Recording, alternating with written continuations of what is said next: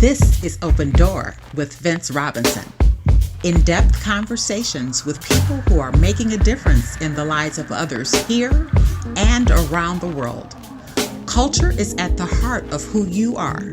Know your culture, find yourself on Open Door with Vince Robinson.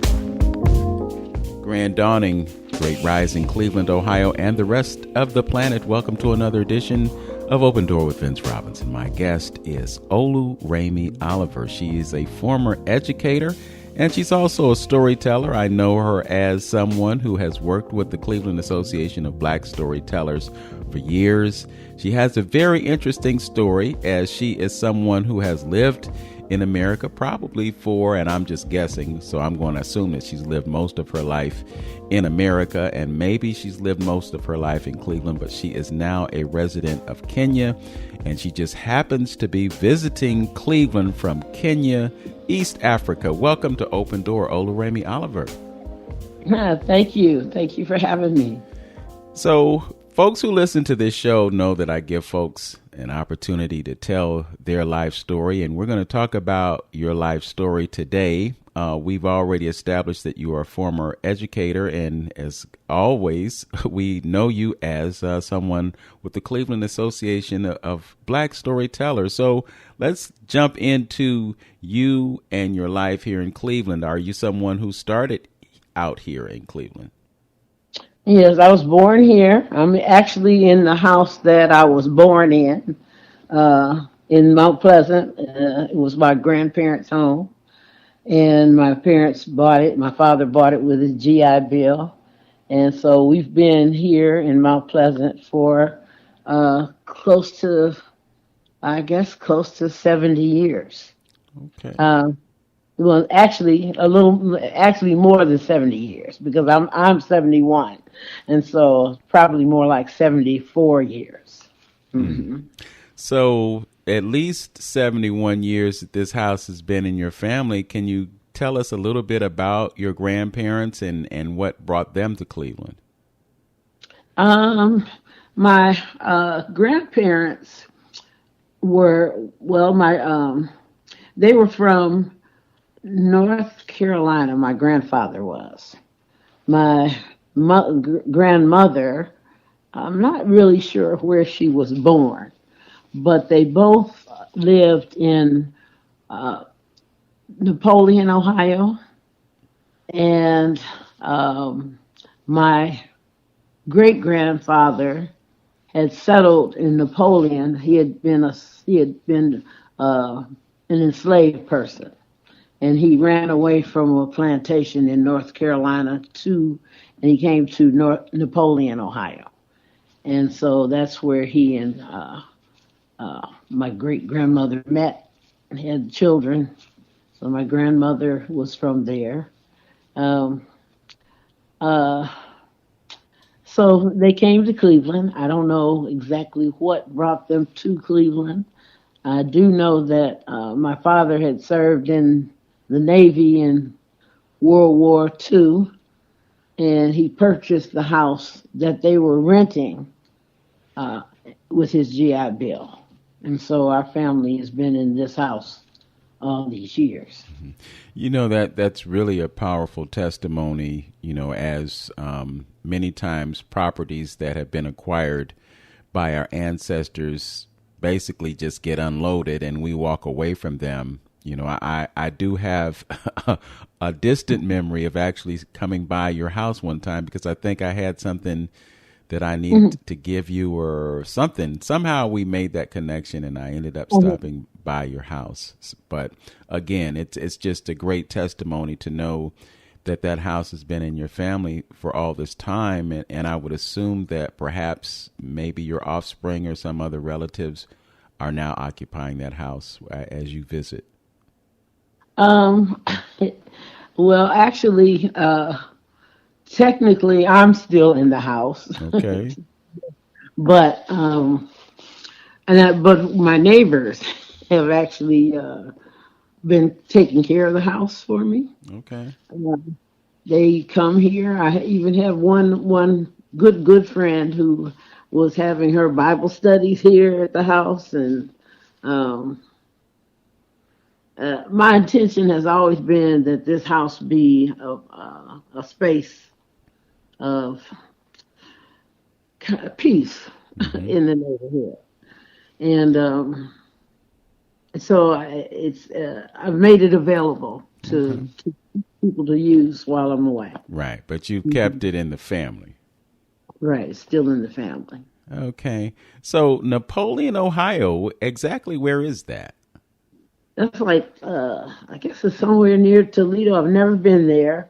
Okay. Um, yeah, on the western side of the state. When my grandfather settled there, my great grandfather, he was when he died. My sister actually has the metal newspaper plate, and it said Doctor Valentine. So he was a, a healer, and only one of maybe a couple black families in that township. And um, so anyway, yeah, Yeah. he was, healer back in the day was, using, uh, they did leeches, they did herbs, they did all those, kind of forms of healing. Like pine needle oil. Yeah, all the, Yeah, it's really interesting the way that went down, because there were folks like your grandfather who were helping people get well. mhm, And then the medical industry took the paradigm shift that it took, and they went to the allopathic approach, and they kind of, yeah, poo-pooed the chiropractors and poo-pooed anyone who wasn't doing things their way and marginalized them. right. So then people ended up being caught up into a modicum of prescriptions and treatment of things that could be cured by folks like your grandfather who were characterized as healers and not just folks who were Yeah, practicing. right, right. Yes. Mhm. Okay. But they did call him Mm, Doctor Valentine in the newspaper. They mm-hmm. did that this year. Yeah. Yeah. And he probably never set one foot in the medical school. Oh no, no, no. He'd been a slave. Uh, So yeah. so Well, yeah, that's interesting as well for someone who had been enslaved to have the knowledge that they have, and then be able to take care of themselves and a family after they left that enslavement. yeah, It's right. really interesting, Oluremi, that now as we deal with something that seems like the age of Aquarius, that the truth about our people is coming out, and I'm just Mhm. giving you a personal testimony. I've actually done um, narratives or narrations of two different things that involved people who had been enslaved and got to their freedom. And as I think about what it was like for your grandfather to get to Napoleon and to experience what we kind of look at as freedom, and know that he was basically in that corridor that people were going from the south to the north and on their way to Canada. Right. Obviously, he didn't make it, and happily for us, he didn't go all the way, because there may not have been an Oluremi born as a result of that. But just it's just fascinating to hear these stories and how they bubble up to the truth. So Right. somehow, folks ended up in Cleveland, Ohio, in this house that you have had in the family for so many years. What was hmm it like for you growing up in Cleveland? Um. Well, I grew up at a time when we had a more solid community. Um, People knew you, your neighbors knew you, the people around, not just on your street, but on the streets around you, they knew you. So there wasn't I didn't have a big a- area that I could misbehave in. So if I walked home from school on a different street than what had been told to me to the pattern the path my mother told me to take. If I went on a different street, she would get a phone call. We saw Ann on 147th, you know. So it was it was good because you were safe. Mm-hmm. There were eyes on you all Yeah. the time. You know, And you're again, accountable uh, also. uh, You're accountable. yes. Interestingly, as I sit in my office slash studio, Mhm. at a certain point in the day, I see two people walking by the picture window of my Okay. house, Mhm. and it's almost like I could set the clock because I know that at 2:07 these two people are going to be walking down the street. Okay. on the, Okay. but the difference between then and now is, as you pointed out, they knew who you were. I Yeah. don't know who these two young people are, but I Yeah. see them, Right. and I'm actually in a way I'm kind of looking out for them because I know that if they don't walk by my house at that time of day, there might be Mhm. something wrong. But Mhm. what you're Yeah. talking about is a paradigm that existed in our community, and I'm just wondering, from your perspective, as you pointed out, how things have changed, how the complexion of the neighborhood that you lived in has changed. Mhm. Have you seen much change between when you were there initially and where things are now? Well, yeah, I have seen a lot of change, and mostly because people are so transitory.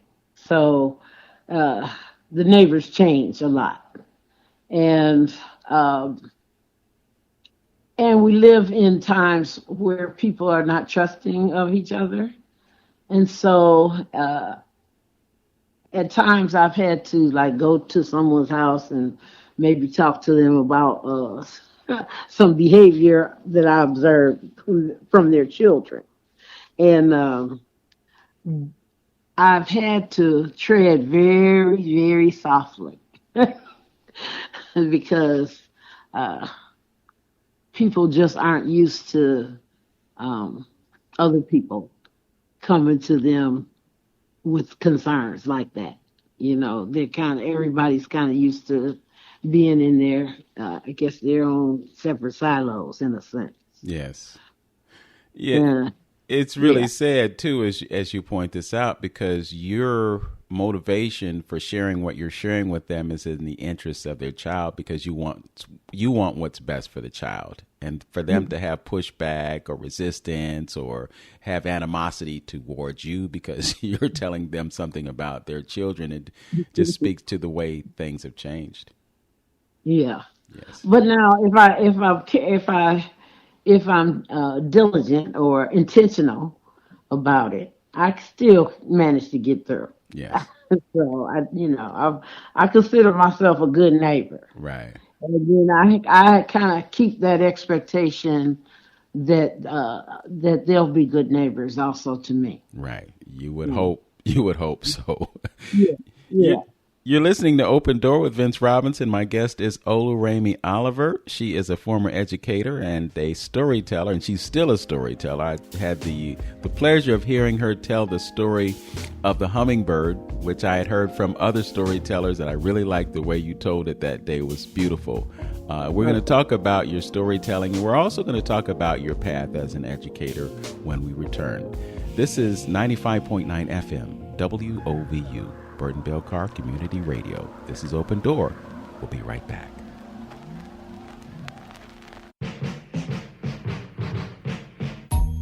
What's happening, Cleveland? This is Detective Felton Collier, and I am the lead public safety recruiter for the City of Cleveland's Department of Public Safety. Are you interested in a job with fantastic pay and benefits? How about a change from day-to-day office life? Look no further, because Cleveland's Division of Police is now accepting applications for police officers. Why not enter the exciting field of law enforcement? We are constantly changing and progressing for the benefit of our communities. The Division of Police offers up to a $5,000 sign-on bonus. The academy pay is almost $25 per hour, and there is tuition reimbursement for those who have completed Ohio Peace Officer Training Academy. Plus, if you are a veteran of the U.S. Armed Forces and or hold a college degree, you can receive additional salary incentives. Call 216-623-5233 to speak with our recruiters, or go to clevelandohio.gov/jobs. Apply today and join our team. This message was brought to you by Cleveland Public Safety Department and WOVU 95.9 FM. Our Voices United, Burton Belcar Community Radio.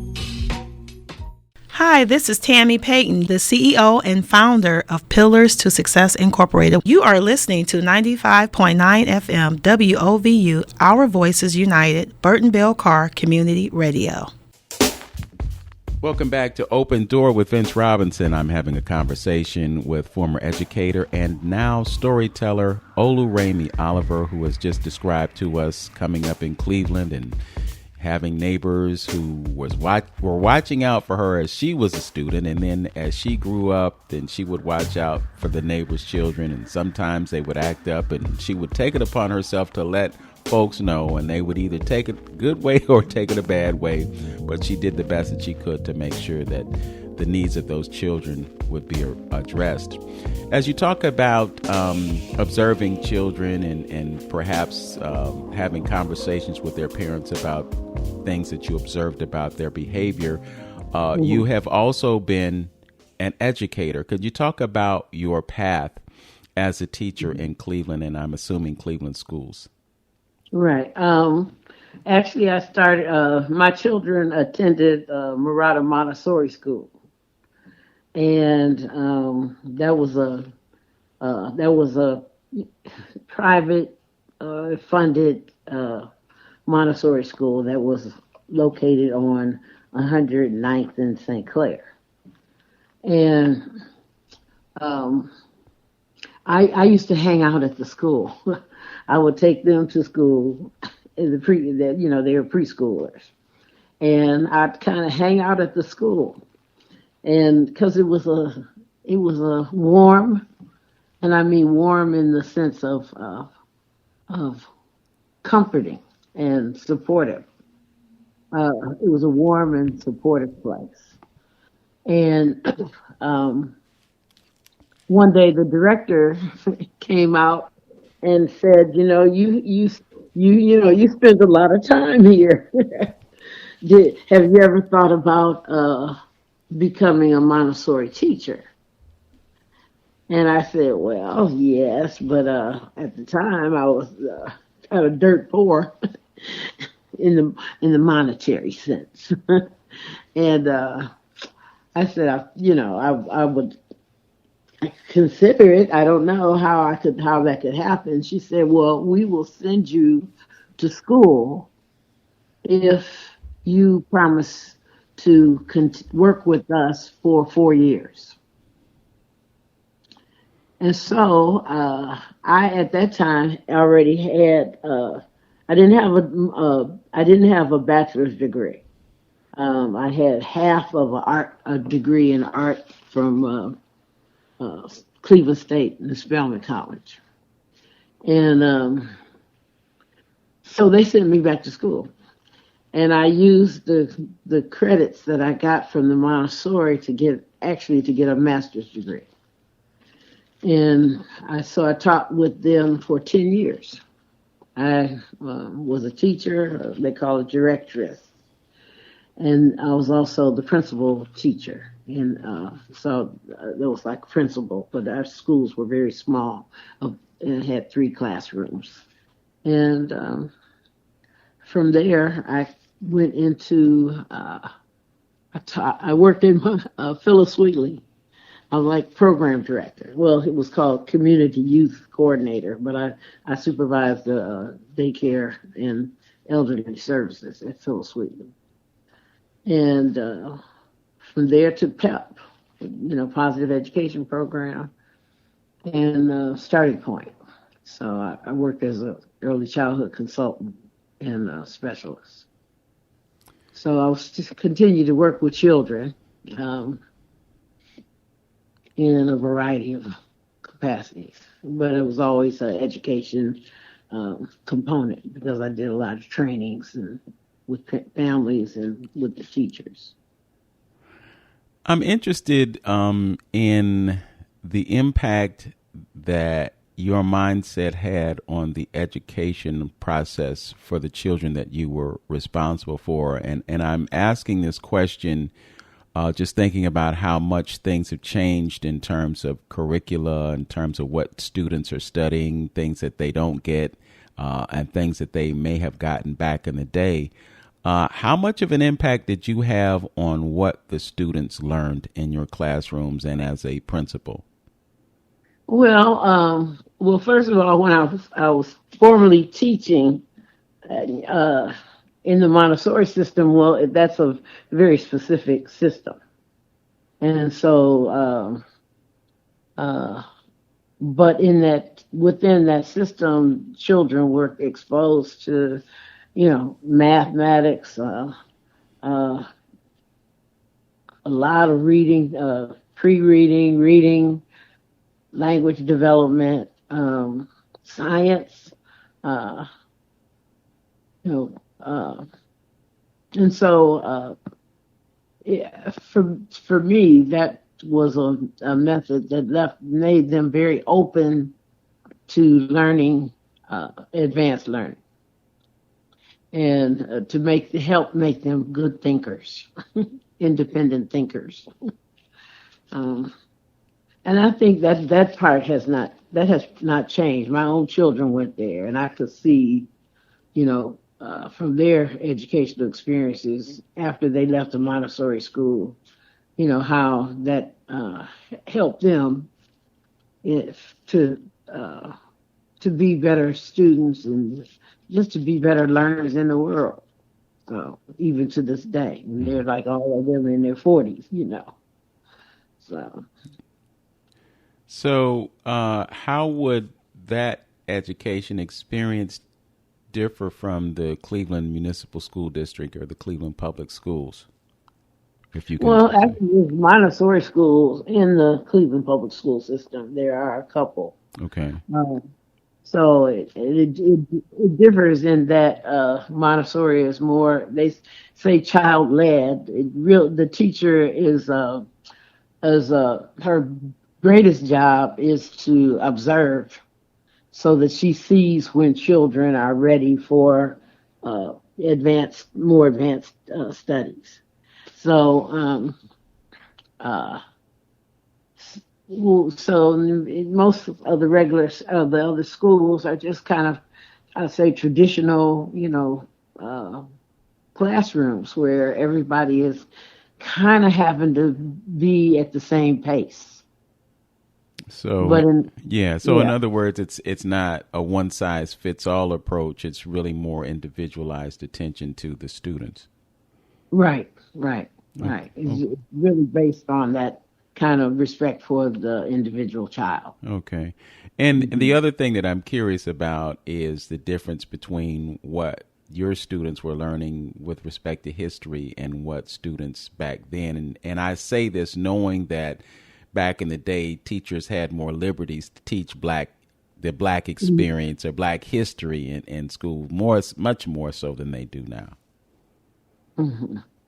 Well, my own experience coming up, I was in Cleveland Public Schools, and I got very little Black history, except when I got to middle school, and I had a couple teachers who were very intentional about it, and that was just kind of special and beyond the norm. But I don't know, as far as my own children going to public school, they really didn't get much Black history. They got very, very little. But fortunately, I had them involved in like rites of passage and things like that. So, so Yes. that was how they learned. That's what they learned. That's where they learned. So in essence, you took the responsibility for filling in the gaps, and you mentioning rites of passage. I know that there's a natural connection to their Africanness through something like rites of passage, so they didn't miss out. Right. At any time, did you think about doing the same thing for your students? Well, yeah, we did cultural things in the classroom. They learned poetry, and I taught them mostly poetry because I'm a poet. Mm-hmm. I made an emphasis on reading books and stories about African Americans or Africans throughout the diaspora, so they would have that exposure to people that look like them. um, yeah. You okay? So basically that's it. Yeah, because we didn't teach history per se. Uh-huh. That wasn't part of the curriculum. But this is preschool now, mind you. These were 2.5 to 6 year olds. Okay, so they're really young folks, so they're not going to get into the deep nuances of discrimination against black folk in this country. Right. I got you. I got you. I think I heard you mention something about being an artist, and I didn't take it as you being a spoken word artist. I took it as you being a visual artist. Do you dabble in visual art as well? Yeah, I paint. Mm-hmm. Okay. Yeah, I paint. I'm looking at a couple canvases now that I just purchased, because actually when I moved the first time I left here to go to Kenya, I gave away all my supplies. Now, I purchased more when I got to Kenya, but I left the house with nothing. There were no supplies here. So I had to, replenish some things, because I have a desire to do at least one painting before I leave. Okay. Well, you've just opened up another rabbit hole. I didn't know that Oluremi was the visual artist. So I do want to dip into your, I don't want to necessarily say a career, but I mean, if you sold a piece, then that makes you professional. So what was it that brought you to being a visual artist? Oh, I've always been interested in art. Since a child, I was always interested. I think that my parents didn't so much push it because they didn't see that as a means to make a good living necessarily. And but whatever I did, I always managed to have some art involved in whatever I was doing. So even like in science, when you're doing your, when you're cutting up your frogs and all that kind of stuff, my drawings were always like, some of the best, because that was the part I really cared about. Mm. So you would dissect the frog, and you would document the dissection by drawing a picture of it. Yeah. Yeah. Well, that's a great talent to have, as well as being someone who is a storyteller. And I want to talk a little bit more about your experience as a visual artist, and then we're going to dive into your wordsmithing when we get back. This is Open Door with Vince Robinson on 95.9 FM WOVU, Burton Bell Car Community Radio. I'm having a conversation with former educator, and I've just found out visual artist as well as spoken word artist, Oluremi Oliver. We'll be right back after this.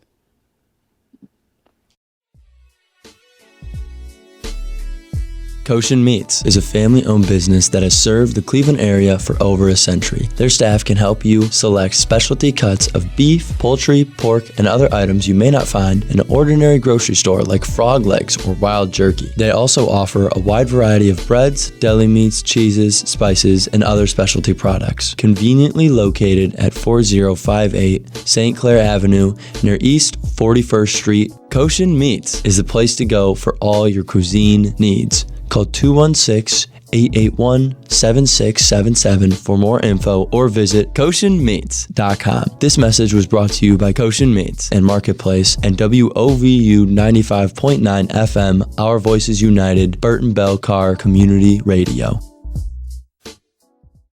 Ohio is our home, and it's full of family we're proud to care for. With more than 200 locations, Cleveland Clinic is growing to bring world-class care to your community. From Canton to Avon, and coming soon to Mentor. Whether it's sniffles and sneezes or something more serious, big or small, we're always near you for every care in the world. Schedule your care today at clevelandclinic.org/access. This message was brought to you by WOVU 95.9 FM, Burton Bell Carr Community Radio. There's always something at every event that we go to that is mandatory to have. What's that, you ask? Balloons! Introducing the Twisted Girl Balloon Company, where fun takes flight. Are you planning a party? Look no further.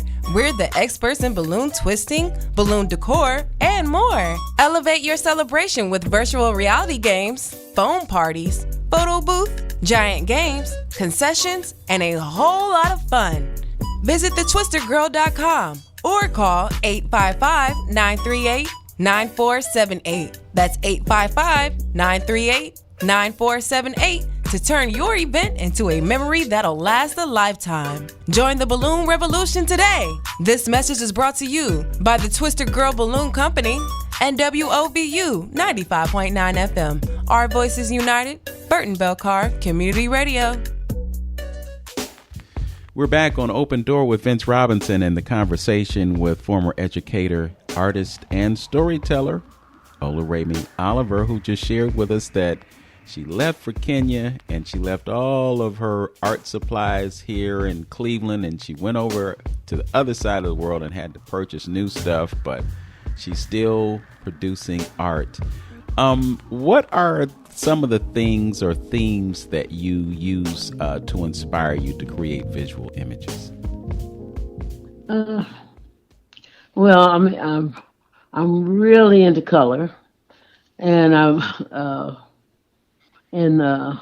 I think I use color in a I don't want to say not a unique way, but I'm just really keenly aware of color, and so I'm inspired by nature. But I don't know. I guess I have a painting at my son's house. There's a painting of the door of no return, and so I'm inspired by whatever touches me at the time. Mm-hmm. When you say color, are you speaking in terms of color like Anna Arnold or Gwen Garth? Yeah, Anna Arnold. Bright colors, but maybe combined in a different kind of way, mm-hmm. maybe. Mm-hmm. I don't know. And you used what as the model for the door of return? Actually, a photo that I took when I went to Senegal. Okay. And and when I took the photo, when I actually looked at the photo later, it was almost I hate to say it, beautiful, but it was because they had painted the walls like a salmon color, and just the angles and I don't know. It was kind of a beautiful photo. Excuse me. Okay. But what I noticed was when at the actual door of no return, there were some little children that were facing me, facing the camera, and waving. I didn't even notice them when I took the picture. And so it was kind of like, I don't know, kind of like a Sankofa moment. Mm. I don't know how to explain how, but it hit me with these little children waving back to me like, you can go back and get it. Yes. So if you could, since you brought it up, it's a great transition into the African experience. You went to Senegal. Was it your first time on the continent when you witnessed that? Yes, that was like in 90, I think 94 or 96 or something. That Okay. was a book, yeah. And what do you remember about seeing it for the first time and being there for the first time? Well,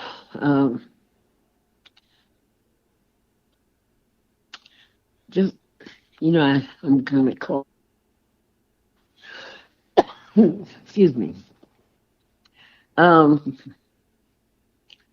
I think I was just kind of mesmerized by the color and the beauty of it, and the people, and just seeing faces of people that look like my people back home, uh, and even being and people coming up to me and saying, "Well, I look like so and so," Um, that was the biggest thrill for me. Just that connection, feeling the connection. Hmm.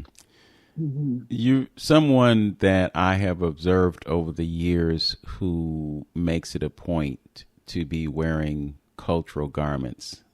I can't say that I've ever seen you without. And I'm just wondering, when you were there, did you have a similar way of presenting yourself and how that affected how you were received by them over there? Well, I think it's more energetic. It's kind of like people kind of everywhere um, kind of receive you at the level of um, your receptiveness. So I was open. You know, I was hungry. I wanted to learn. I wanted to see more, and and I think that was appreciated. So so I don't know that it was so much what I had on as it was just that shared energy. Hmm. Yeah. Well, in light of the fact that they were looking at you and saying that you look like so and so, was it a situation where they figured out that you were from America because they heard you speak, or was it a situation where that they thought that you might have been one of them? Well, no, they knew that we were tourists. They Yeah, do. They, right. actually went with with Fatima Family Center, Okay, and we had these bright T-shirts on that identified us as a group. So yeah, they knew that we were tourists. Um, yeah, okay. And I think French is the official language of the country. yeah. Was the French language an issue for you navigating that landscape, so to speak? Uh, there were times when the modicum of French that I know, because I'd taken French like in elementary school and part of junior high, but I was real careless about it. I didn't I didn't know I would need it later, maybe. Uh, but when I was in the market, sometimes I could understand a lot more than I could speak. First of all, Hmm. and so the francophone countries, uh, they often I would hear them speaking in French. So, but also I could use it to help. When you go to the market and you're an American, they think you have money. So there was an assumption that you're coming there with big money. Right. And so the vendors kind of they kind of hound you, you know, and I could tell them in French, to get off me. Right. And the prices seem to go up because of the assumption is that you can afford whatever they're charging. Oh yeah, oh yeah. So I did learn to bargain. Yeah. I was a pretty good bargainer. So, Well, you because know, I was also a vendor at that time. Now I uh, never used that, but I used to vend. So I kind of I also always had another. I was always there in the market trying to purchase too to bring back. mhm. So what they So didn't understand about you was that Oluremi was a hustler too. I was right, right. So, Yeah. so they taught me to be a much more of a hustler. But yeah, it was good. It was good. Well, you know, in some circles, they say you should never pay the first price that's asked. It's Right. expected that you're going to ask for a reduction in the price. And perhaps that's their strategy is to start out high and then, You're you know, you kind of finagle it down to where it should be if you're persistent. And if you're not persistent and you've got a big ego, then you just go ahead and lay out the money. right. Exactly. Yeah. That's right. So Yeah. I'm always curious about how Africa either met, exceeded, or didn't exceed expectations. Was it what you expected, or what was your initial perception when you got there? Well, I think that I never had the uh, I I think often I'll say this. Oftentimes when people go to Africa, they kind of go on these kind of poverty tours. And so and they go with these expectations that everybody's poor and hungry and and begging, and that you are going there to give them a few trinkets, in exchange for their art and their uh, a taste a taste of their life. But in truth, most of the time we really don't get that when we go to these tours. We get maybe a little bit, maybe a modicum of seeing how people live, but only seeing uh, a very small part of how people live, and also coming with that with the thought that life in America is so much better. So I really didn't have that perspective anyway going in. So I was much more I think open and to really seeing, how people live, and also being open, also understanding how our movements were sometimes disrespectful in Africa. Um, I remember going on a tour into this. Well, this was not in Senegal, but I'm not remembering, but I'm sure we did some of this, a little bit of this, going into real poor neighborhoods, and kind of running through. You just see how the poor people live. It was to me that was disrespectful, and I was always I never wanted to be a part of that. So I don't know, my expectations. I knew that it was much more than what I had been presented with prior to going there. Yeah.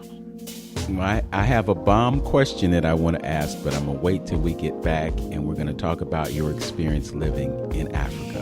This is Open Door with Vince Robinson on 95.9 FM WOVU, Burton Bell Carr Community Radio. Back in a minute.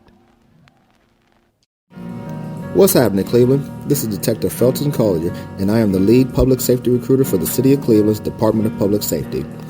Interested in a job with fantastic pay and benefits? How about a change from day-to-day office life? Look no further, because Cleveland's Division of Police is now accepting applications for police officer. Why not enter the exciting field of law enforcement? We are constantly changing and progressing for the benefit of our communities. The Division of Police offers up to a $5,000 sign-on bonus. The Academy pay is almost $25 per hour, and there is also tuition reimbursement for those who have completed the Ohio Peace Officer Training Academy.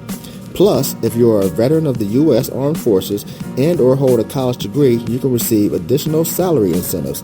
Call 216-623-5233 to speak with our recruiters or go to clevelandohio.gov/jobs and apply today. Join our team. This message is brought to you by the Cleveland Safety Department and WOVU 95.9 FM. Our Voices United, a Burton Belcar community radio station. Hey, this is Gaidi Nkrumah. You're tuned in to the best radio station in Cleveland, WOVU 95.9 FM. Our Voices United.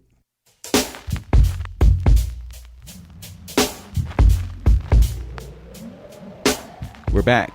Open Door with Vince Robinson and my conversation with former educator and storyteller Oluremi Oliver, who has just described what it was like to be in Africa for the first time and her perceptions of it and how they matched up to those expectations and so forth and so on. At a certain point, she decided that she wanted to live in Kenya, and that is where she lives now. She just happens to be visiting here from Kenya at the moment. So talk to us about what precipitated your move to Kenya, and I want to get into the weeds of how it is like living there now after having spent your life here in Cleveland. Mm-hmm.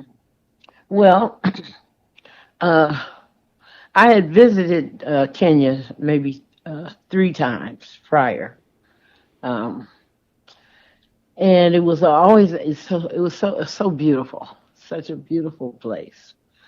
And I, kind of kept in the back of my mind that this was the kind of place I would like to live. But I didn't see myself really making conscious moves towards that. But what happened was my son started a business, and he started in Nigeria, and he moved his young family to Kenya and asked me, did I want to come and maybe help, homeschool the children or something. And that's kind of how I got there. He started, he has a home, and he asked me to come. And I said, yes. Well, it's a pretty easy answer if you know that you don't have to come and pay a year's worth of rent in advance. Right. I didn't have to. It was really kind of easy. Yeah. So the question that I wanted to ask you that I characterized as the bomb question was, did coming to Africa the first time, did it change your life? I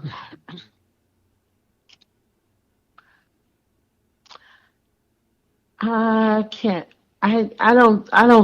say honestly that it changed my life. I think, but what it did was, offer me a vision maybe for better living. Healthier living, maybe less stressful living. Yeah.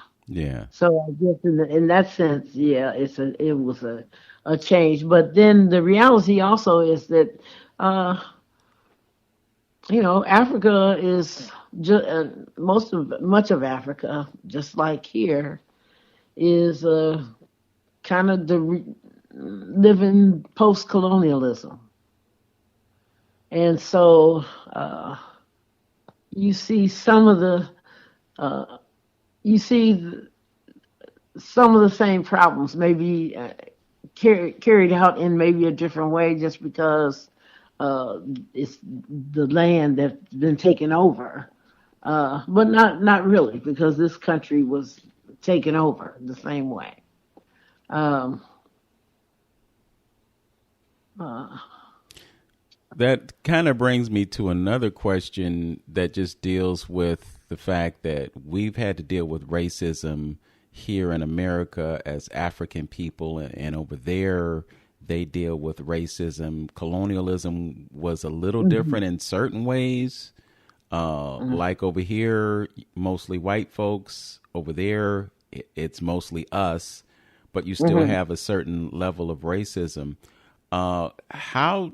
Well, I guess my question is, do the Kenyans relate to how they've dealt with racism in the same way that we do?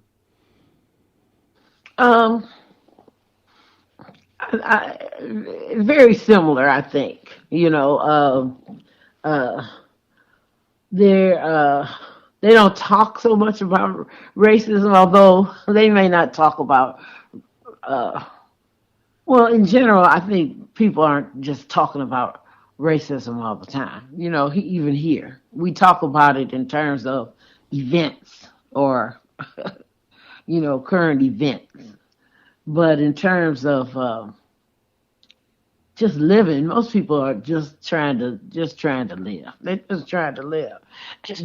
But it comes up, it shows up in ways, like in little ways, like. Maybe not little. They're deep. They're deep ways. I do a play group at back in Kenya once a week with some of the neighbors' children, and at first they wanted to do everything in English, even the songs that we were singing. Nursery rhymes, that kind of thing. But my thing was, no, I want to hear the nursery rhymes and the songs of the people, the local people, so maybe different tribes, but the music of Kenya, that's what I wanted to hear, and that's what I wanted the children more exposed to, because I know what happens when you don't use something. It becomes. I didn't want them to see it as less than or not important. So. Yes, it's really about preserving cultural traditions, and when you speak the language and you sing the songs and you tell the story, that's how history gets handed down from one generation to another. So if those children aren't learning those songs or singing those songs or, carrying out that tradition, it's something that kind of goes by the wayside. Right. What was it like for you to adjust to being there as opposed to being here in Cleveland? Well, just on the physical, Nairobi's at a high elevation. And it took a while for my lungs to kind of adjust. I would be short of breath. If I walked, I find myself, getting tired out and short of breath because we're at a higher elevation. But then also I found that I think my blood thinned because when I first got there, I kind of would laugh at people wearing heavy coats and to me, and they look like they should be burning up. They should be hot. And but I found that after I've been there a while, when the temperatures get down to like 60 or in the upper 50s in the wintertime, I was really cold. So I think there's been a physical change. And I think a healthier change. I feel like my skin is cleared. Yeah. What about the food? Kenya's food is good, but it's not as good. To me, it's not as good as like West African food. And I hope not offending anybody when I say this. But they don't season a lot.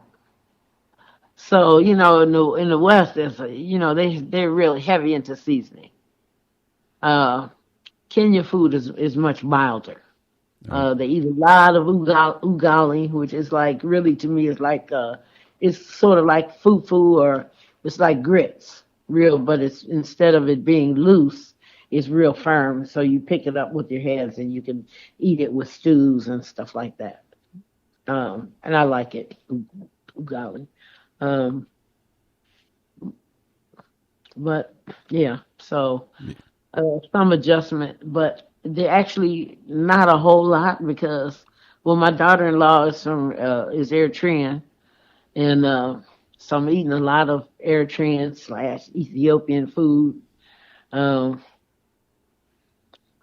uh, uh, so a variety of you have the opportunity to eat on a variety of food. So I can go to a restaurant, and depending on the nationality of the people running it, I might be eating camel meat or something like that.